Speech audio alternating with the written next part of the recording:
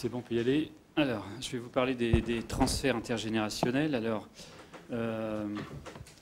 cette question des transferts de richesse donc, entre les générations était récemment au centre du débat public. Alors, cette question, elle n'est pas nouvelle, puisque, voilà, vous avez donc... ça date du néolithique, puisqu'on s'est aperçu qu'avoir des parents riches et privilégiés importait même dans les néolithiques. Donc, à l'époque, il n'y avait pas l'INSEE ni les économies des inégalités pour mettre en évidence ce genre de choses. Mais enfin, bon, c'est quelque chose qui date pas d'hier. Alors, j'ai 12 minutes, donc je vais aller assez vite. Donc, si on regarde si on cherche à faire le bilan des transferts intergénérationnels, donc, bon, c'est un tableau qu'on a déjà présenté de nombreuses fois, donc je vais aller rapidement là-dessus. Si on s'intéresse simplement aux transferts financiers, donc entre parents et enfants, entre parents et enfants, et si on différencie donc les transferts entre transferts publics et transferts privés, il y a deux chiffres qui, enfin, il y a un constat qui ressort, c'est que les transferts publics montent les générations, c'est-à-dire qu'ils vont des jeunes vers les vieux, hein, et les transferts privés vont des vieux vers les jeunes. Alors si on essaie de quantifier un petit peu ces transferts, eh bien, si on sépare la population en deux générations, donc les moins de 60 ans et les plus de 60 ans, hein, donc les vieux d'un côté et les jeunes de l'autre, eh bien, on s'aperçoit que les flux financiers des jeunes vers les vieux, ça représente à peu près 20 points de PIB, je crois qu'on en a parlé tout à l'heure, et de l'autre côté, c'est pareil, hein, les transferts publics qui vont des vieux, alors je sais plus, c'est des jeunes vers les vieux, c'est à peu près 19 points. Donc ça veut dire qu'à peu près, d'un côté, vous avez donc 80% de la population, de l'autre côté 20% de la population, et les transferts publics s'équilibrent à peu près au niveau de cette génération. Par contre, si on regarde les transferts intergénérationnels privés, et là le chemin est tout autre, hein, puisque l'essentiel des transferts financiers des transferts intergénérationnels privés vont des vieux vers les jeunes. Et ça représente à peu près 10 points de PIB. Alors, ces transferts donc, se sont accrus donc, ces dernières années, puisque dans les années 80, il y avait à peu près une succession sur deux qui faisait l'objet d'une déclaration de succession. Aujourd'hui, c'est à peu près 2 tiers. D'accord ? Donc, il y a eu un enrichissement de la population. À titre d'exemple, dans les années 2000, la succession moyenne était de l'ordre de 100 000 euros. En 2006, elle est de 175 000 euros. Donc, vous voyez, elle a augmenté donc, de 75%. Alors, ce qu'il faut dire, c'est que ça, c'est dû essentiellement à la hausse, donc à l'épargne, puisque bon, le taux d'épargne en France est très élevé, mais c'est aussi dû à la hausse des prix immobiliers. Donc, vous voyez déjà qu'apparaît aussi une certaine inégalité, puisque si vous avez de la chance d'hériter, c'est déjà une bonne chose. Et en plus, si vous avez de la chance d'être propriétaire, c'est encore une bonne chose. Donc, effectivement, là, on voit déjà une première inégalité se creuser entre les héritiers et les propriétaires. Alors, ce qu'il faut savoir, c'est que l'allongement de l'espérance de vie donc, a eu pour conséquence qu'on hérite de plus en plus tard. Donc, c'était 42 ans dans les années 80, c'est 50 ans aujourd'hui. Alors, la question qu'on peut se poser, et c'est l'objet du débat d'aujourd'hui, est-ce qu'il faut accélérer la mobilité du patrimoine entre les générations ? Alors, ça c'est une question qui est intéressante. Alors, avant de l'aborder, il faut d'abord se poser 3 questions. La première, c'est est-ce utile et souhaitable pour l'économie qu'il y ait des transferts comme ça, qu'on accélère, qu'on favorise la mobilité du capital entre les générations. Donc ça, c'est la première chose. La seconde, c'est est-ce que les générations donc, qui sont susceptibles de transférer du capital à leurs enfants, est-ce qu'ils sont dans la capacité de le faire? Donc est-ce que la richesse est concentrée donc, au sein des vieilles générations? Et la troisième question, c'est de savoir comment s'y prendre, quoi.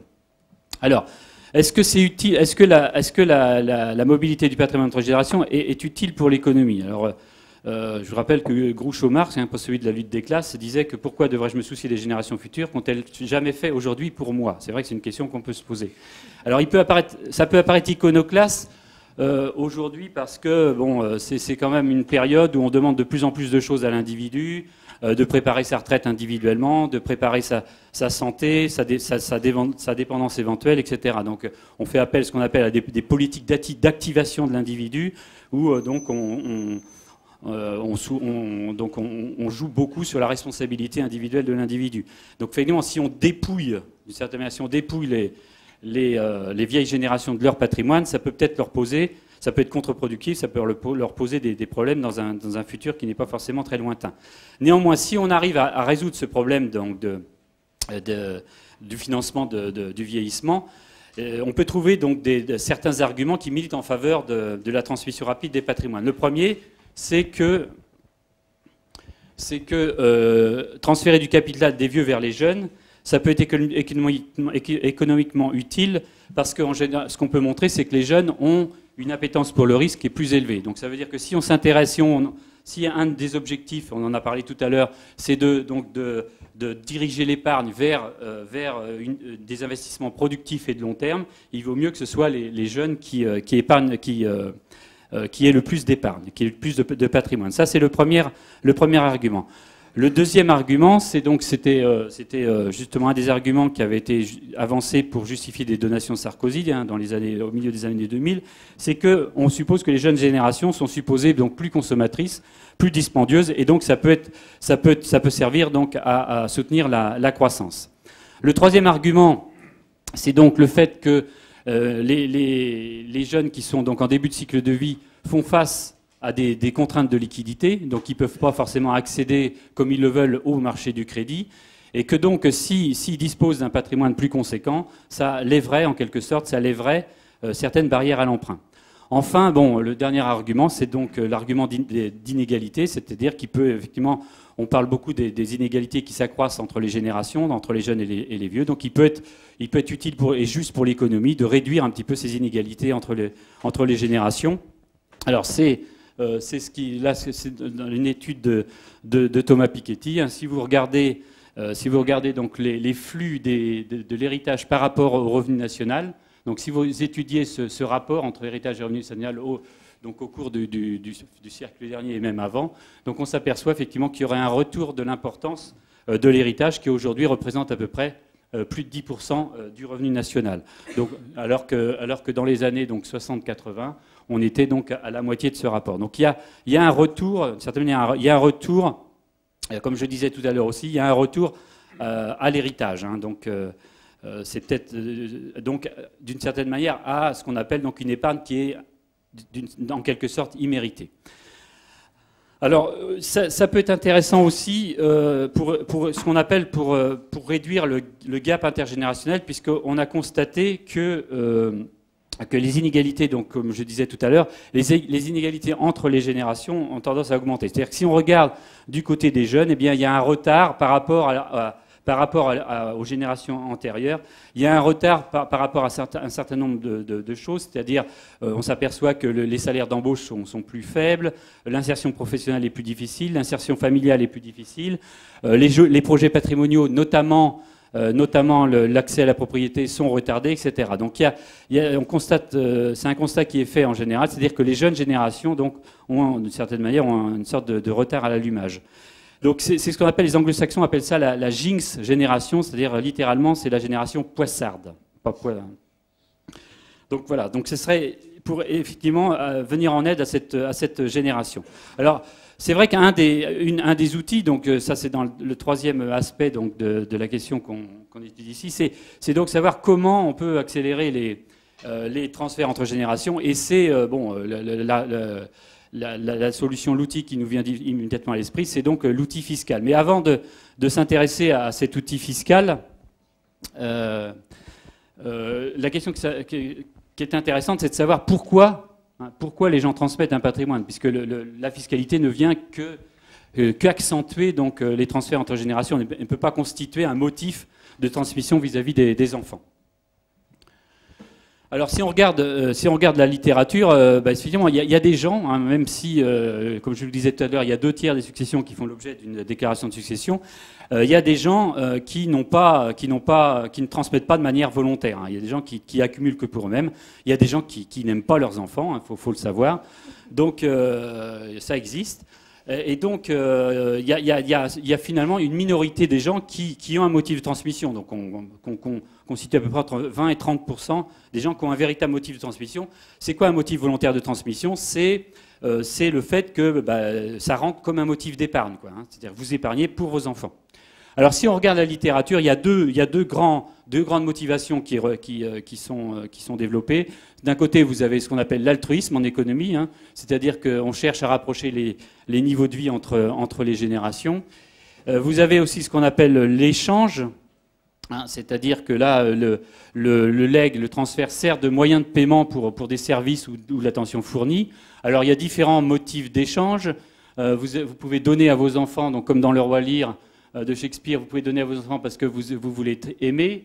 Il y a l'échange pur, c'est-à-dire vous rétribuez simplement les services rendus pour vos enfants. Luc, il te reste 1 minute pour aboutir à la conclusion. Oui, je vais arrêter. Oui, mais c'est bon. Et puis le dernier, c'est les legs assurantiels. Donc c'est-à-dire que vous léguez à vos enfants parce que vous voulez être soigné. Bon, alors je vais passer vite. Donc la question qui est intéressante, c'est est-ce que donc une fois qu'on a parlé des motifs de legs entre générations, est-ce que ces motifs sont sensibles à la fiscalité? La réponse est oui, parce que si vous regardez donc l'évolution des donations, par exemple, c'est la courbe en bleu, la courbe en orange, pardon. Si vous regardez l'évolution des donations donc en fonction du temps, hein, on s'aperçoit que les donations se sont nettement accrues au moment où on les favorisait fiscalement. C'est-à-dire que vous avez un premier pic qui est en 81, c'est-à-dire que les gens ont peur de l'impôt sur les grosses fortunes, donc ils donnent à leurs enfants. Et puis le deuxième pic qui commence à partir de 92 et qui se termine en l'an 2000, c'est donc le fait que les donations de plus de 10 ans ne rentrent pas dans le calcul des successions. Voilà. Donc, ce qu'on peut dire, c'est que l'outil fiscal peut être un argument pour accélérer les transferts entre générations. Alors, dernière chose, oui, est-ce que c'est utile la question qu'on peut se poser, c'est est-ce que si on transfère du patrimoine aux jeunes générations, est-ce que c'est utile pour eux? Alors, bon, je vais passer sur celui-là. Donc, c'est effectivement, il y a deux effets. Il y a l'effet l'effet incitatif et l'effet inverse qui est l'effet Carnegie, qui est bien connu des économistes, qui est donc finalement un effet désincitatif, c'est-à-dire que plus on donne aux enfants, moins ils font d'efforts pour y arriver dans la vie. Donc voilà, donc de manière un peu plus actuelle, hein, vous avez donc, c'est un débat qui était présent il n'y a pas longtemps, hein, chez Warren Buffett, hein, personne très riche doit laisser suffisamment à ses enfants pour qu'ils fassent ce qu'ils veulent, mais pas trop pour qu'ils ne fassent rien, donc c'est un peu cette idée-là. Et puis dans le programme de Nicolas Sarkozy, hein, auquel la loi TEPA a répondu, c'est-à-dire que ce qu'il voulait, c'est favoriser les donations. Alors, est-ce que c'est utile aux jeunes générations? Eh bien, ce qu'on a regardé, c'est dans les données de l'enquête patrimoine 2010, on a regardé si, par exemple, la donation aidait les jeunes générations à s'installer, et notamment à créer une entreprise. Donc, je vous passe le détail statistique, mais grosso modo, ce qu'on a mis en évidence, c'est le fait que lorsque vous avez bénéficié de donations, eh bien, vous aviez plus de chances de créer une entreprise. Alors si vous voulez, avant 40 ans par exemple, la probabilité de créer une entreprise est de 21% si vous avez reçu une donation et uniquement de 15% si vous n'avez pas reçu de donation. Et on peut montrer aussi que plus cette donation arrive tôt, c'est-à-dire est précoce, plus l'effet est important. Hein. Donc ça c'est aussi un argument en faveur des donations précoces. Alors comment faut faire? Effectivement, il y a deux... Ah oui, c'est fini. Oui, voilà. Et donc, une des solutions, un des outils, c'est quoi? C'est de donc favoriser les donations, donc fiscalement. Mais ça, le problème, c'est que si vous favorisez les donations, il va y avoir des inégalités intragénérationnelles, puisque on s'aperçoit que c'est plutôt les catégories aisées qui font des donations. Mais ce qu'il faut faire simultanément, et c'est qu'on entre en contradiction avec ce que propose Hollande actuellement, c'est donc non pas d'augmenter la fiscalité simultanément sur les donations et les successions, mais uniquement sur les successions et laisser permettre aux gens d'effectuer des donations, et notamment des donations précoces. Voilà. Merci. Maintenant, Stéphane Gallon, alors le point de vue de l'institution. Merci Hélène. Donc, je m'appelle Stéphane Gallon et je dirige le service des études économiques et de la prospective de la Caisse des dépôts. Et Isabelle Laudier m'a proposé fort aimablement de discuter cette question des transferts intergénérationnels. Et j'ai accepté, bien que la présentation de Luc Arondel et d'André Masson, qui avait été faite dans le cadre de notre séminaire interne, a été assez large et exhaustive. Mais j'ai quand même réussi à trouver des points d'attaque et de débat. Donc je vais vous les exposer en me concentrant, comme Luc l'a fait, sur les transferts intergénérationnels privés, les questions de mobilité du patrimoine. Alors le premier axe de discussion que je voulais évoquer avec vous, c'est la distinction entre les aspects positifs et normatifs de l'économie. Alors, si je commence par les aspects positifs, c'est-à-dire comprendre en fait le comportement des agents économiques, je me suis posé la question, est-ce qu'on comprend vraiment le comportement de donation et de transmission du patrimoine des personnes, notamment âgées ? Alors en fait, ce que je retiens des présentations qui nous ont été faites, c'est qu'il y a une grande hétérogénéité, notamment internationale, et puis même aux États-Unis, quand on est riche, manifestement, il y a deux écoles, celle qui ne veut pas que les enfants deviennent des parasites gâtés et on ne leur transmet pas le patrimoine, une toute petite partie, puis celle qui, au contraire, veut transmettre l'intégralité. Donc il y a une grande hétérogénéité. Évidemment, l'économie a également une grande générosité. On a réussi à trouver plein de modèles pour expliquer tous ces comportements. Donc même si la diapo est passée vite, il y a des modèles à 3 générations, des motifs d'altruisme, d'échange, de paternalisme. Donc on arrive à faire des modèles qui permettent d'expliquer cette hétérogénéité. Mais en fait, je reste dubitatif parce qu'il me semble qu'on n'a pas mesuré les vraies préférences des agents, puisqu'il y a quand même le juridique et le fiscal qui interfèrent fortement sur les choix que l'on peut constater. Et donc je ne suis pas sûr que l'on sache vraiment quels seraient les souhaits profonds de la population pour transmettre le patrimoine si on n'était pas contraint par tous ces taux. Alors par exemple en France, les taux quand même très prohibitifs qui frappent les successions vers les neveux ou vers les étrangers, puisqu'on atteint 55 ou 60%. Donc ça me semble extrêmement important. Donc du côté positif, je ne suis pas sûr qu'on sache vraiment finalement quels sont les souhaits intrinsèques de la population. Et après, il y a le côté normatif. Est-ce que l'État doit intervenir? Donc, très clairement, la réponse qui a été apportée par Luc et André, c'est oui, l'État doit intervenir. Mais là aussi, j'ai essayé de montrer quels sont les éléments de débat. Est-ce que ça doit être pour des motifs d'efficacité ou d'équité? Alors, en termes d'efficacité, on a l'impression que transmettre un patrimoine, finalement, c'est un jeu à somme nulle, puisqu'il y a un patrimoine qui part chez un agent qui arrive chez l'autre. On n'est pas totalement sûr que ça change grand-chose à l'efficacité économique. Alors, on a trouvé des arguments, certains microéconomiques, d'autres macroéconomiques, et je voudrais montrer en quoi ils peuvent être contestables. Les arguments macroéconomiques, il y a par exemple le fait que les jeunes consommeraient plus du patrimoine qui leur est transmis par rapport aux aînés. Alors, Jean-Hervé Lorenzi l'a rappelé, la croissance à long terme, qui est quand même le sujet qui nous intéresse le plus à la Caisse des dépôts, ce sont les gains de productivité. Je ne vois pas trop comment la productivité des facteurs de production va être altérée par des mécanismes de transmission de patrimoine, ou alors peut-être uniquement si ce qu'on transfère, c'est des entreprises et que les héritiers savent mieux les gérer. Bon, peut-être, mais c'est un argument sans doute de second rang. Et puis, il y a des arguments plus microéconomiques où on met en avant effectivement le fait qu'il y a plein de problèmes de liquidité et de financement qui frappent les jeunes générations. Mais alors là, on pourrait se dire que la meilleure manière de résoudre ces problèmes, c'est peut-être d'attaquer directement le fonctionnement des marchés financiers et de la liquidité plutôt que de vouloir jouer avec un instrument indirect qui est la transmission du patrimoine. Par ailleurs, on retrouve parfois des arguments du type il faut que les jeunes soient propriétaires de leur logement. Alors, moi, je fais pas partie de la génération Poissard, je suis passé juste avant, mais effectivement, quand je parle avec des gens un peu plus jeunes, il y a un fort problème d'accession à la propriété, mais peut-être que c'est que conjoncturel, alors, parce qu'on sait qu'il y a une forte envolée des prix de l'immobilier en France, peut-être que ça va redescendre, et dans ce cas, peut-être qu'il ne faut pas modifier tout notre régime uniquement pour un problème qui ne pourrait être que ponctuel. Alors ça, c'était pour les arguments d'efficacité. Puis il y a les arguments d'équité. Alors là, j'y crois nettement plus.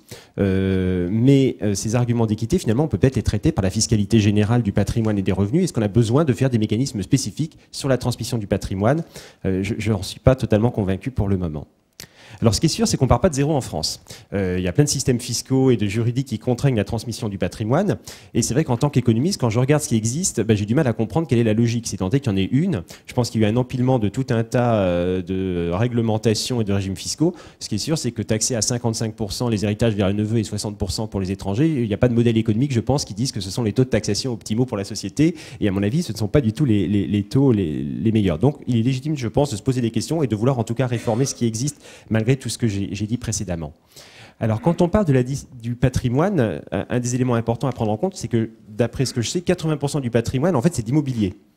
Et du coup, l'augmentation des volumes transmis, de la valeur de ce qui est transmis, c'est certainement lié à l'envolée qu'on a eu en France des prix de l'immobilier, ce qui renvoie à une de mes remarques précédentes. Et ce qui me semble peut-être le plus intéressant, c'est de réfléchir aux 20% qui restent, qui sont quand même qui relèvent du patrimoine productif. Et là, il y a peut-être davantage de questions à se poser. Alors, l'avis de la Caisse des dépôts, c'est qu'il y a des vrais problèmes sur la transmission du patrimoine productif. Donc, on a notamment une filiale Calium qui fait du capital transmission. Et souvent, on se rend compte qu'il y a des difficultés difficultés pour transmettre notamment des entreprises familiales. Et là, je pense que les arguments d'efficacité sont peut-être plus importants. Dans ces situations-là, les problèmes sont sans doute beaucoup plus importants. Un autre enseignement qu'on a dans le groupe Caisse des dépôts, c'est que les gens réagissent très fortement à la fiscalité. Et donc, je pense que sur une des diapos que tu as montré, Luc, tu pourras bientôt avoir un joli pic de donations, puisque d'après les informations que nous ont données les notaires la semaine dernière, l'anticipation des mesures du nouveau gouvernement a conduit à un pic extraordinaire de donations jamais vu en juin. Donc, nul doute qu'on dispose là d'un outil pour agir, puisque manifestement, la population réagit vraiment beaucoup. Alors, en conclusion, puisque les recommandations sont quand même essentiellement de nature fiscale, moi j'aime bien revenir à ce qu'on demande à la fiscalité par principe. Alors, les budgétaires qui ont un grand pouvoir actuellement, vu l'état des finances publiques, vont nous dire que ce qu'ils veulent, c'est du rendement. Donc, la fiscalité du patrimoine, ce qui est des transmissions, ce qui les intéresse sans doute, c'est de dégager des recettes budgétaires pour l'État. Alors, si on veut faire ça, il faut taxer une assiette large, non délocalisable, et c'est vrai qu'on se dit que l'immobilier est potentiellement un bon candidat. D'ailleurs, quand on lit les rapports de l'OCDE sur la France, une des recommandations, c'est d'augmenter les impôts fonciers. Donc, je ne sais pas si ça peut rentrer dans une logique d'ensemble du mouvement du patrimoine en France, mais en tout cas, c'est certainement une piste qui va être exploitée. Le deuxième axe qu'on peut demander à la fiscalité, et ça c'est les économistes plutôt qui aiment ça, c'est orienter les comportements. Mais là j'ai du mal à voir où sont les imperfections de marché qui justifieraient qu'on mette en place une fiscalité. Après tout, on peut partir du principe que les gens qui ont du patrimoine sont libres d'en disposer, qui savent ce qui est le mieux pour leurs intérêts et ceux de leurs proches. Et j'aimerais bien savoir où sont les imperfections de marché qui justifieraient que l'État intervienne. Comme je l'ai dit, il y a des arguments microéconomiques et macroéconomiques, mais j'ai l'impression qu'ils sont un petit peu contestables. Le troisième argument pour la fiscalité, c'est de faire de la redistribution. Donc, il ne s'agit pas pour l'État de récupérer des sommes pour le budget de l'État, mais juste de rendre la situation plus équitable et acceptable pour la société. Mais du coup, les inégalités de patrimoine entre générations rentrent dans le cadre plus général des inégalités de patrimoine. Et est-ce qu'on ne peut pas régler ça tout simplement avec la fiscalité générale du patrimoine et donc taxer les riches? Ce sont peut-être les plus vieux qui sont les plus riches, mais en tout cas, on ne cible pas spécialement la fiscalité sur une tranche de la population par son âge pour redistribuer éventuellement vers les générations les plus jeunes. Alors, en conclusion de tout ça, moi, il me semble que l'un des problèmes qu'on n'a peut-être pas assez abordé dans le cadre de nos travaux communs, et qui est peut-être celui qu'à l'intérieur du groupe Caisse des dépôts, on sent assez prégnant, c'est cette question quand même de transmission du patrimoine productif, avec notamment en France des entreprises familiales. Et là, on sait qu'il peut y avoir des véritables problèmes, et notamment des reprises qui ne se font pas très bien, ou qui se font avec des pertes de contrôle qui partent vers l'étranger. Et donc ça, c'est peut-être un point je ne pense pas qu'on ait de réponse pour le moment, mais qu'on pourrait essayer d'approfondir dans un deuxième temps. Donc ça conclut ma discussion, et je passe la parole, je pense, à mon voisin qui est à gauche.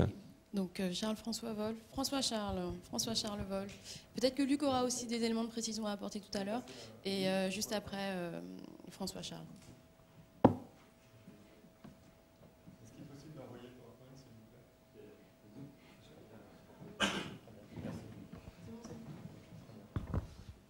Avec un micro. Merci. Bien, donc je vais prendre, je dirais, un peu un point de vue extérieur sur les flux intergénérationnels en me basant essentiellement sur la note qu'a rédigée Luc Arondel, et je vais articuler ma discussion. Alors, ça marche pas. Ok, pardon, excuse-moi. Voilà, ok. Autour de 3 questions. Donc la première question, c'est finalement quelle est l'utilité de ces transferts intergénérationnels, qui est la question totalement sous-jacente, le fait de favoriser la transmission. Dans un deuxième temps, je m'intéresserai très rapidement sur la question de la motivation des parents à donner. Et enfin, je reviendrai sur la question clé qui est derrière finalement un peu les travaux de Luc. Comment est-ce que l'on peut favoriser la transmission en essayant de réfléchir sur le poids de la fiscalité ? Alors, pourquoi s'intéresser tout d'abord aux bénéfices de ces transferts ? Eh bien, la réponse est toute simple. Si jamais en fait on montre que ces bénéfices sont très importants, notamment pour les jeunes générations, alors il est d'autant plus important d'un point de vue social de favoriser la transmission de ces richesses. Et donc, autrement dit, avant même d'essayer de réfléchir sur les outils, il est extrêmement important de réfléchir sur quelles sont les conséquences de ces transferts pour ceux qui en bénéficient, avec des effets à la fois qui peuvent être directs et également indirects. Et je vais prendre en fait 3 illustrations. Donc certains sont directement issus des travaux de Luc, puis d'autres, je vais compléter un peu. Donc le premier effet sur lequel on insiste aujourd'hui beaucoup dans la littérature, c'est sur le logement, en essayant de regarder finalement quelles sont les conséquences des jeunes ménages qui reçoivent des donations.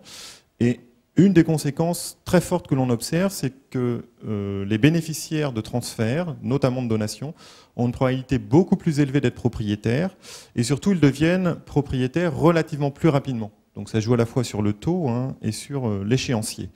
En fait, il y a beaucoup d'autres effets indirects liés à cette réception de transferts qui ont été bien montrés dans la littérature, notamment le fait que recevoir des transferts financiers de ses parents, ça permet d'influencer la valeur du logement qui est acheté. Celui-ci sera d'autant plus important en termes de montant que l'on a reçu des sommes élevées de ses parents. Ça joue également, et ça c'est extrêmement important, sur l'apport personnel, la façon dont on finance le bien immobilier. Vous voyez, c'est ce que montre ce graphique qui est juste en dessous, alors sur des données un peu anciennes, mais ce que l'on montre, c'est lorsque l'on se déplace sur l'axe des abscisses, on a en fait un financement qui est de plus en plus sur fonds propres de la part des ménages, et vous voyez que les ménages qui ont reçu des transferts de leurs propres parents ont une probabilité beaucoup plus élevée que les autres ménages en fait de moins recourir à l'emprunt. Donc ce qui, bien évidemment, allège le coût de l'achat immobilier. Et puis enfin, cette réception de transfert va jouer également sur les consommations hors logement, toujours pareil, toutes choses égales par ailleurs. Donc ça, c'est pour les effets directs qu'on peut arriver à assez bien mesurer. Puis vous avez aussi des effets indirects. Si on y réfléchit, par exemple, vous avez de nombreux travaux américains qui ont montré les effets positifs de l'accès à la propriété pour les ménages, notamment en termes de capital social. Les propriétaires s'investissent relativement plus dans un certain nombre de relations. Et donc tout ça, c'est extrêmement bien. Donc de la même manière, sur la création d'entreprises, donc deuxième thème qui a été déjà évoqué dans la discussion, donc on a évidemment des effets directs de la transmission ici des parents. La première, c'est la mise à disposition d'un capital par les parents, donc il va pouvoir évidemment de créer une nouvelle activité, ou bien tout simplement de reprendre une activité à travers la transmission de l'outil de travail. Donc ça, c'est des effets indirects. Puis vous pouvez aussi avoir des effets indirects, alors qui pour le coup sont très mal connus à la fois aussi bien en France que dans la littérature, qui est de réfléchir un peu sur la survie de ces entreprises qui sont créées. Et notamment avec une idée très forte qui est que le montant initial investi, et donc essentiellement ici pour en ce qui nous concerne, qui peut être hérité des parents, va certainement jouer sur la probabilité de survie et sur le développement des entreprises créées. Donc là, ce sont des effets induits qui sont liés à la réception de transferts qui sont extrêmement importants. Enfin, alors puisque Luc avait uniquement axé sa présentation sur des transferts financiers, vous avez également dans les transferts intergénérationnels des flux non financiers qui peuvent avoir des effets extrêmement importants et sur le marché du travail directement. Et donc ça, c'est dans les travaux que j'ai eu l'occasion de faire. On s'est intéressé en fait à la garde des petits-enfants. Et en fait, vous avez un lien très fort entre deux générations qui sont généralement simultanément sur le marché du travail. Et donc notamment lorsque les jeunes adultes ou les jeunes parents plutôt ont la chance d'avoir leurs enfants gardés, eh bien notamment les mères ont une probabilité beaucoup plus grande d'aller sur le marché du travail. Donc là encore, vous avez des effets directs des transferts qui sont reçus. Donc finalement, si on synthétise à ce stade ici, on a une très forte utilité de tous les transferts qui sont reçus pour ceux qui en bénéficient. Et donc effectivement, il va être extrêmement important de réfléchir sur la façon dont on peut favoriser ces transmissions. Alors deuxième temps de ma réflexion, pardon, c'est là, c'est, je dirais un peu essayer de comprendre finalement pourquoi les parents donnent et finalement qu'est-ce que l'on en sait aujourd'hui. Alors comme Luc l'a rappelé, vous avez trois motivations principales qui sont invoquées par les économistes pour expliquer ces comportements de transfert. Donc l'altruisme, l'échange, donc une réciprocité directe qui inclut uniquement deux générations, et une réciprocité dite indirecte dans laquelle vous faites intervenir un tiers dans l'échange. Alors je vais juste mettre en évidence les bienfaits de l'altruisme ici, et pour les économistes, ils sont en fait doubles du point de vue de la dimension de réduction des inégalités. C'est-à-dire que lorsque les parents sont altruistes, ils viennent en fait réduire les inégalités qui existent entre les générations, puisque vous allez avoir des transferts de richesse des générations les plus fortunées vers les générations les moins fortunées. Donc ça, c'est une compensation intergénérationnelle. Et si les ménages sont vraiment altruistes, vous avez un deuxième effet qui est une compensation intragénérationnelle. Autrement dit, les parents vont chercher systématiquement à compenser les inégalités qui peuvent exister entre les différents enfants au sein des fratries. Donc autrement dit, l'altruisme a priori des vertus extrêmement bonnes si l'on a cette idée d'essayer de corriger des inégalités. Et ça, c'est une première facette de l'altruisme. Alors il y a une deuxième facette qui est très intéressante, qui n'a pas été évoquée ici par Luc, c'est finalement cette question du lien un peu avec la dette. Et notamment, vous avez le théorème de Barrow, qui est assez vieux, qui va bientôt avoir 30 ans, qui est encore nommé le principe de l'équivalence ricardienne, qui nous dit en gros qu'il est à peu près équivalent, sous un certain nombre de conditions, d'avoir aujourd'hui une hausse de la dette ou bien une hausse des impôts qui sera requise demain tout simplement pour financer la dette qui a été émise. Et donc, autrement dit, quand les agents sont altruistes, si jamais on est dans ce scénario, eh bien une relance de l'emprunt, une relance par l'emprunt ne va pas forcément pousser les générations aujourd'hui à consommer davantage, mais elles vont chercher à épargner ici en prévision des hausses d'impôts futurs. Donc ça, c'est un élément extrêmement important à prendre en compte et qui mérite certainement d'être lié au contexte actuel quand on regarde les trajectoires ici de la richesse accumulée par les générations et l'évolution de la dette.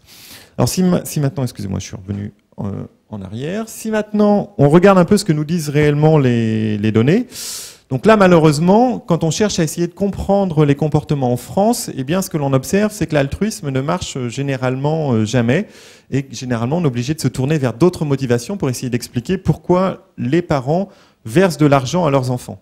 Donc autrement dit, toute cette idée qu'on puisse avoir de la compensation à la fois intergénérationnelle et intragénérationnelle, si on avait de l'altruisme, eh bien ça ne marche pas bien. Et c'est notamment, alors c'est ça qui est un peu embêtant ici, parce que ce sont les montants les plus importants, ça ne marche généralement pas du tout lorsqu'on s'intéresse à des transferts patrimoniaux, donc des transferts de relativement grande ampleur. Et en revanche, si on prend des aides ponctuelles beaucoup plus limitées, notamment à destination d'étudiants ou de populations un peu plus vulnérables, là on voit qu'on a quand même une compensation intergénérationnelle qui marche beaucoup mieux. Alors dans le même temps, il y a quand même un élément qui est assez problématique, je pense, derrière cette motivation des parents, c'est la nature même, comme ça a été rappelé, du patrimoine parental. Autrement dit, le patrimoine des parents est extrêmement peu liquide. L'importance du logement a été rappelée, et ceci on l'observe à tous les âges. Et ça, c'est un élément qui est problématique si on veut réfléchir à la transmission de la richesse, parce que par définition, ce que l'on aimerait, c'est des éléments de patrimoine extrêmement liquides pour qu'on puisse les donner très facilement. Alors, deuxième élément d'interrogation autour du patrimoine parental, là encore, ça a été un peu rappelé tout à l'heure, c'est que finalement, on a une sensibilité quand même très forte de la valeur du patrimoine, un certain nombre d'éléments conjoncturels, donc totalement indépendamment ici des circonstances qui affectent les individus. D'un côté, avec les prix du marché immobilier, donc qui peuvent générer ici des phénomènes de bulles, et donc accroître de manière très forte le patrimoine seulement de certaines générations. Et puis également pour les actifs à travers les variations des cours boursiers, qui peuvent donc fortement réduire les patrimoines. Donc finalement, à ce stade, je dirais un peu la deuxième conclusion, c'est que les parents réagissent finalement assez peu à la situation de leurs enfants dans leur comportement de transfert. Donc ça, c'est un premier élément. Et puis si on y réfléchit bien en amont, peut-être également dans leur comportement d'accumulation. La façon dont ils constituent leur patrimoine est finalement assez peu compatible avec cette idée de transmettre ici de la richesse à tous les âges. Enfin, dernier temps, ici de ma réflexion, comment favoriser la transmission? Alors ça, Luc l'a évoqué en toute fin de sa conclusion. Donc l'idée qui est un peu avancée par Luc Arondel et André Masson, c'est cette idée d'essayer d'avoir une hausse assez forte et progressive de la taxation des héritages familiaux. Alors je vais essentiellement réfléchir autour des intérêts et inconvénients. Donc les intérêts, on les voit assez immédiatement. Donc mécaniquement, on favorise la redistribution des ressources entre les générations, donc l'objectif de redistribution inter ici marche très bien. Et puis globalement, puisqu'on redistribue ici de manière plus précoce le patrimoine, a priori les bénéficiaires vont recevoir davantage d'argent à des âges où l'utilité de ces transferts est relativement plus grande. Donc finalement, la mesure, on peut penser qu'elle est assez bonne. Alors maintenant, il y a aussi un certain nombre d'inconvénients derrière ici une telle mesure. Alors, premier inconvénient qui est généralement qui peut être un moyen, à mon avis, pour les parents de se couvrir, c'est que ça peut obliger les parents de faire des choix. Donc rappelez-vous cette idée, il y a d'un côté la compensation intergénérationnelle, de l'autre la compensation intra, autrement dit, vers qui est-ce que je vais diriger mes aides lorsque j'ai plusieurs enfants. Typiquement, l'héritage, c'est une bonne façon d'éviter de faire ce choix. Vous avez essentiellement de l'équirépartition post-mortem, donc en gros, les enfants peuvent se déchirer entre eux, mais là, si vous êtes mort, ça ne vous regarde plus vraiment, c'est au moins un bénéfice. Alors qu'à l'inverse, si jamais vous cherchez à essayer de transmettre le patrimoine de votre vivant, là, vous pouvez générer des inégalités assez fortes, ou bien vous pouvez essayer de corriger les inégalités, mais on sait très bien qu'il existe un coût, notamment psychologique, très fort de pratiquer de l'inéquirépartition. Deuxième inconvénient, finalement, d'une telle proposition, c'est un peu cette idée qu'on peut modifier le motif de transmission des parents et rendre à travers en tout cas, faire en sorte que la donation devienne essentiellement un instrument d'optimisation fiscale, Bon, à la base, c'est pas forcément l'objectif, je pense, ici pour favoriser la transmission patrimoniale.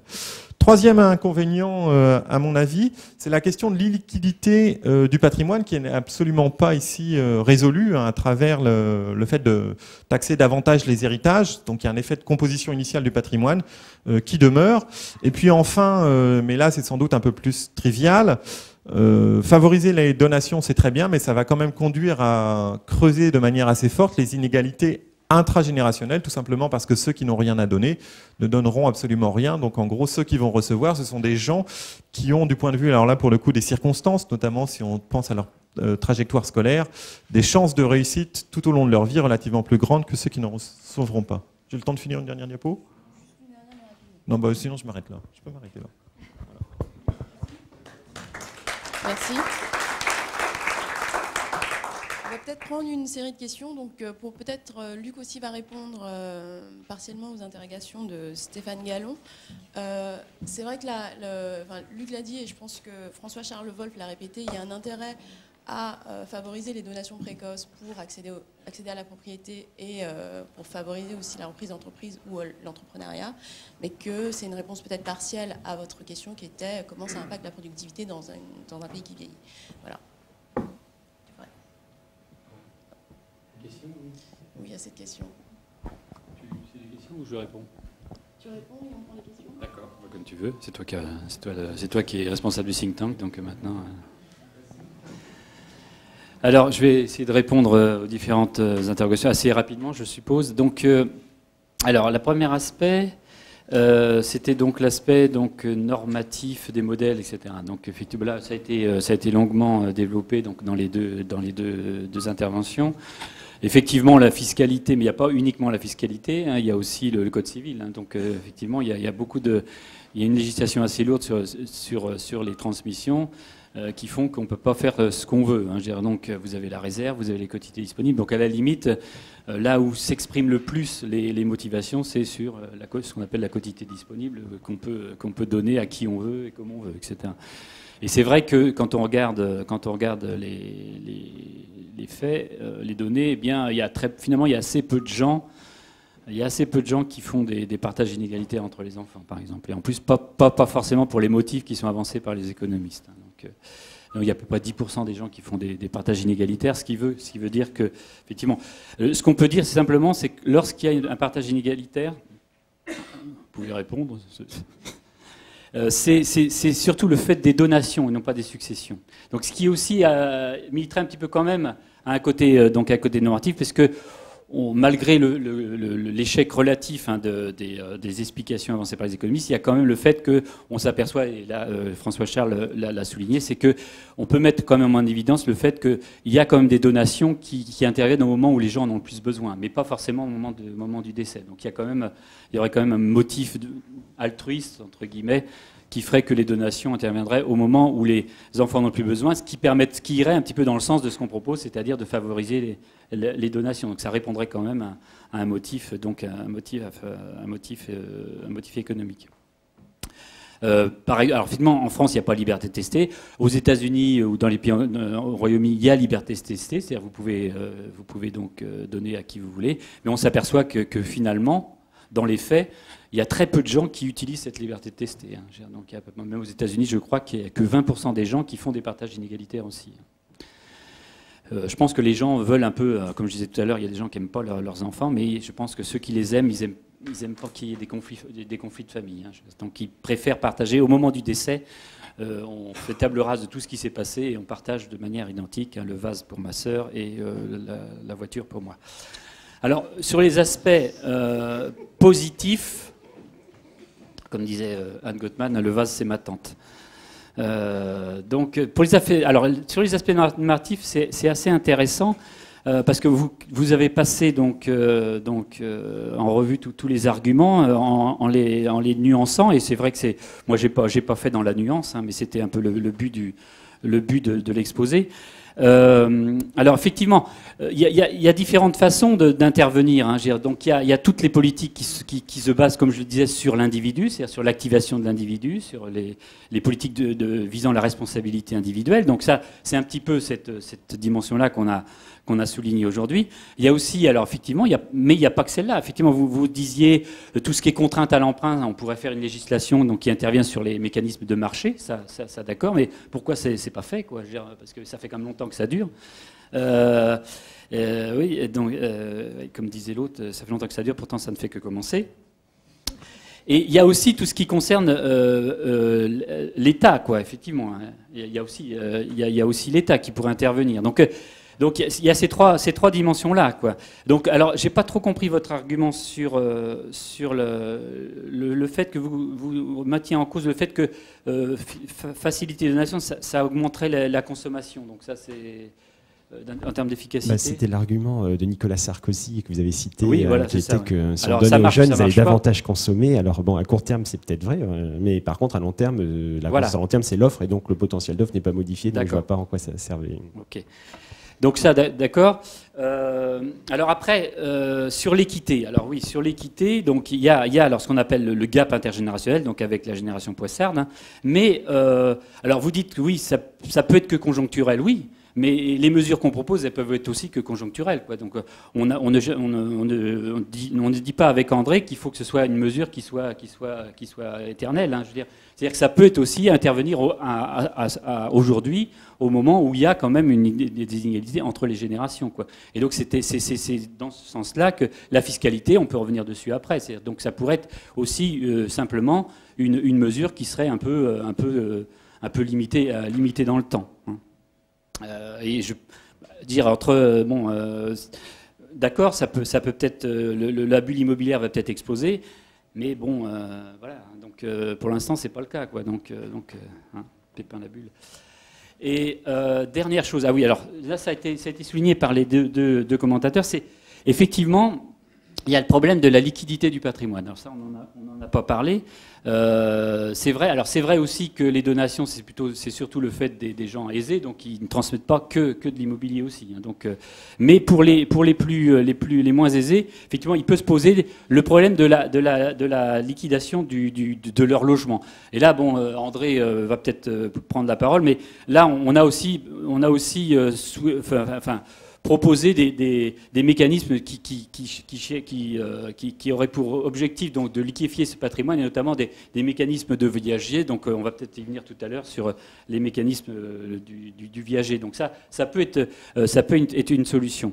Alors dernière chose sur la remarque de François Charles concernant donc les inégalités. Oui, c'est vrai que c'est des inégalités, mais si en termes de fiscalité donc on favorise la donation et simultanément, donc, on augmente la taxation sur les héritages, ça peut être une solution pour limiter ces inégalités. Et notamment toutes les recettes fiscales qui seraient donc supplémentaires, qui seraient issues de l'augmentation des droits de succession, effectivement, elles peuvent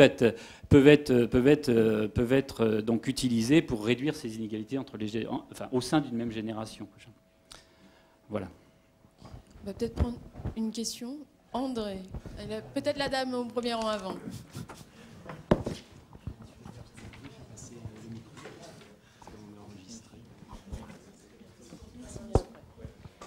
Oui, j'ai une question qui est peut-être en amont, en fait. C'est-à-dire que la plus belle fille du monde ne peut donner que ce qu'elle a. Quelqu'un qui va transmettre son patrimoine, c'est un peu pareil. Encore faut-il qu'il ait eu une motivation à le constituer. Et cette motivation à le constituer, dans quelle mesure il y a l'idée de transmission? C'est-à-dire que on épargne aussi, on se constitue un patrimoine pour le transmettre. Donc, première question, est-ce que ça a été pris en compte d'une façon ou d'une autre dans les modèles ? Et la deuxième question concerne l'âge auquel on hérite.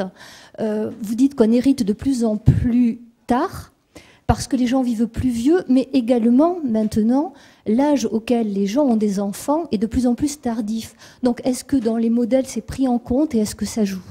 Voilà. Peut-être on va prendre la deuxième question en même temps, comme ça on pourra rassembler les réponses. Il y a André intervient juste après. Excusez-moi, désolé. Oui, le professeur Wolf a juste évoqué les transferts en nature par le biais de la garde des enfants, des seniors vers les jeunes. Mais il n'y a pas que la garde des enfants, il y a des transferts en nature probablement significatifs et qui mériteraient d'être quantifiés. Alors la garde des enfants en est un, mais il n'y a pas que ça. Par exemple, excusez-moi, le bénévolat est souvent très répandu chez les seniors et par exemple 70% environ des bénévoles des organisations caritatives sont des retraités et ils le font, c'est un transfert en nature au profit des actifs ou des jeunes. Dans la même manière, dans les toutes petites collectivités locales, les agents des petites collectivités locales, enfin les élus des petites collectivités locales sont quasiment des bénévoles et ce sont souvent aussi des retraités qui agissent pour le compte des actifs et des administrés. Il y a même d'ailleurs des transferts intragénérationnels entre les seniors puisque beaucoup d'aides aux personnes en perte d'autonomie sont elles-mêmes des seniors. Ce sont souvent d'ailleurs des femmes qui aident leurs parents très âgés dans cette période difficile. Donc tout ça constitue les transferts. Est-ce que vous avez cherché à les quantifier ou est-ce que vous avez l'intention de les quantifier pour compléter le tableau de ces fameux transferts intergénérationnels ?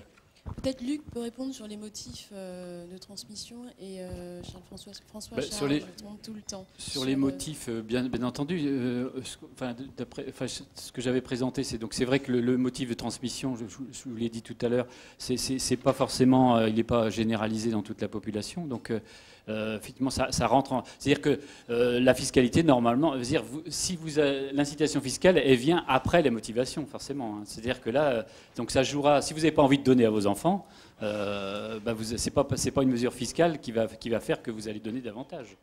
Hein, dans ce qu'on a donné tout à l'heure, c'est-à-dire dans le cas du legs involontaire, le legs accidentel, c'est-à-dire l'épargne que vous accumulez uniquement pour vous. Une incitation fiscale sur les donations va pas faire que vous allez donner davantage, même si vous avez des enfants. Quoi. Donc, évidemment, c'est dans ce sens-là. C'est-à-dire que c'est pour dire que l'incitation fiscale, elle est en aval et non pas en amont des motivations. Quoi. Donc, elle vient après. Alors, concernant votre deuxième remarque sur oui, on hérite de plus en plus tard, mais c'est de plus en plus tard, mais c'est à 50 ans, quoi. Donc même si vous avez vos enfants plus tard, ce sera un peu pareil, quoi. Donc c'est-à-dire le fait que bon, ça se décale, quoi. Donc on hérite à un moment où on n'en a pas forcément besoin, quoi. Ben voilà, donc c'est dans ce sens-là que accélérer donc la transmission pourrait être plus utile, quoi. Alors ça c'est une autre question, c'est-à-dire est-ce qu'il faut sauter une génération comme un saute-mouton, je sais pas, mais bon. Peut-être François Charles peut peut-être répondre sur la deuxième partie sur tout ce qui est transferts familiaux hors finance. Oui, alors c'est une excellente remarque en fait. Hein. C'est-à-dire qu'on a tendance à axer la présentation sur les transferts financiers tout simplement parce qu'ils ont une valeur monétaire directe que l'on sait quantifier. Et les transferts évidemment non monétaires, on a beaucoup plus de mal ici. Alors j'aimerais juste faire deux commentaires. Le premier, c'est qu'en fait il y a une différence fondamentale entre les transferts monétaires et non monétaires, c'est déjà leur sens de circulation. Donc les transferts monétaires pour l'essentiel, privés en tout cas, hein, ils descendent complètement les générations. Alors parfois ils les sautent, mais généralement c'est de génération en génération. Et en gros, les rapports que l'on a sur les transferts, ça va montrer que 90% de la richesse descend les générations, en gros 10% la remonte. Donc sur les transferts en temps, effectivement, là on a des flux qui sont bilatéraux, c'est-à-dire qu'il y a à la fois montée, descendre les générations. Donc ce que vous citiez tout à l'heure, hein, le cas de l'aide à la dépendance, c'est tout à fait exact. Ce sont des aides qui peuvent être extrêmement importantes, donc qui vont être apportées par des personnes qui ont entre 50 et 60 ans vers leurs parents très âgés. Et là encore, vous retrouvez des implications très fortes pour le coup en termes de participation sur le marché du travail. Si vous avez des parents très âgés, si vous avez assez peu de moyens, il peut être préférable financièrement de sortir du marché du travail pour s'occuper de ses parents âgés. Bon, alors tout ça, donc ça c'est le premier élément. Effectivement, ces transferts, on les prend en compte, on les étudie, mais évidemment, on est toujours confronté à cette question de la valeur monétaire. Hein. Alors deuxième point maintenant sur la question de la valorisation monétaire, et là je vais venir sur la question du bénévolat. Alors en fait le chercheur, et c'est ça son problème, il est totalement confronté à la qualité des données dont il dispose.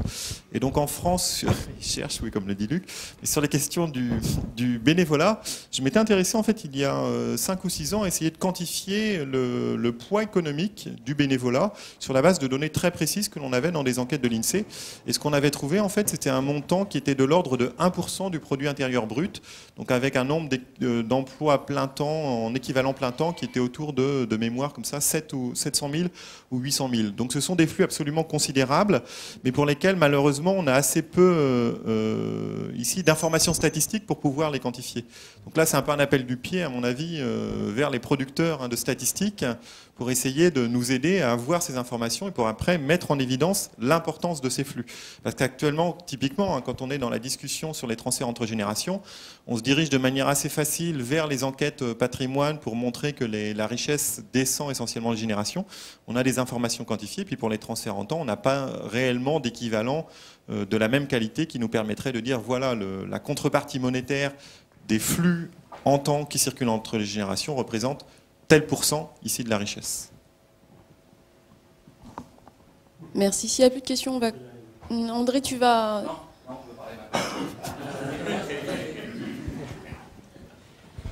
Non, alors pour répondre à certaines questions dans la ligne de Luc, la première chose sur l'altruisme. Alors l'altruisme, c'est important, puisque ça fait que vous taxez par l'héritage quelque chose qui relève de la morale familiale. Je me sacrifie pour mes enfants. C'est pour ça qu'en discussion théorique, c'est important. Alors, les résultats rappelés par Luc et François Charles, en fait, plus simplement, pour l'éducation, les parents sont altruistes. Pour l'aide, ils le sont moins. Pour la donation, encore un peu moins. Et pour l'héritage, beaucoup moins. Donc, on retrouve quand même que la donation est en moyenne plus altruiste que l'héritage. Ce qui joue en faveur du fait qu'elle devrait être moins, avantagée par rapport à l'héritage. Premier point. Et par rapport à Stéphane Gallon, aux États-Unis où il y a liberté de tester, on peut voir justement les préférences des agences exercées. Si elles ne sont pas en matière d'altruisme, c'est qu'il y a une norme familiale qu'on donne la même chose à chaque enfant. Deuxième problème qui est évoqué en particulier par François Charles. Il dit que si on avantage la donation, ça va augmenter les inégalités intragénérationnelles. Hein, c'est ce que tu as dit. Ça les déplace en fait. Oui, oui. Alors, il faut bien comprendre notre dispositif fiscal. Le dispositif fiscal, c'est donner un avantage relatif à la donation. C'est tout. C'est-à-dire qu'on va taxer fortement et progressivement les héritages. Rien n'empêche de taxer davantage aussi les donations. Mais moins que les héritages. Donc, tu as à ce moment-là la panacée, c'est-à-dire que tu diminues à la fois les inégalités intra- et intergénérationnelles. Bon, donc c'est ça sur lequel je voulais insister. Et effectivement, ça peut avoir lieu que pendant un certain temps. Alors sur les autres problèmes, je vais très vite en indiquant qu'une seule chose. On ne peut pas, c'est surtout Stéphane Gallon, on ne peut pas mettre sur le même plan la taxation des héritages et la taxation des autres sources de revenus, capital, etc. Mais le trade-off entre taxer plutôt les héritages ou taxer plutôt la fortune du vivant est un vieux débat qui remonte à Marx et Bakounine. Mais si vous voulez, ce qu'on propose, nous, c'est passer du droit de l'héritage au droit de donner. Droit de donner dans la famille ou droit de donner par le caritatif. Mais pour la France, pour que la France, ce serait un dispositif fiscal qui serait particulièrement judicieux dans le cas de la France, moins que les effets de génération, c'est la concentration du patrimoine au sein des seniors. Et avec un héritage qui intervient tard, qui a tendance à se reproduire. Et c'est en particulier pour n'importe quel libéral, le fait que le patrimoine détenu par les plus âgés, aux mains des plus âgés, c'est plutôt un patrimoine de rente et moins un patrimoine productif. Donc c'est ça l'enjeu. Si dans 20 ans, la France n'a plus le patrimoine concentré aux mains des aînés, alors il faut arrêter notre mesure. Je parlerai 3 minutes de moins sur le Viager. D'accord, on passe. On va passer au débat numéro 2. Merci.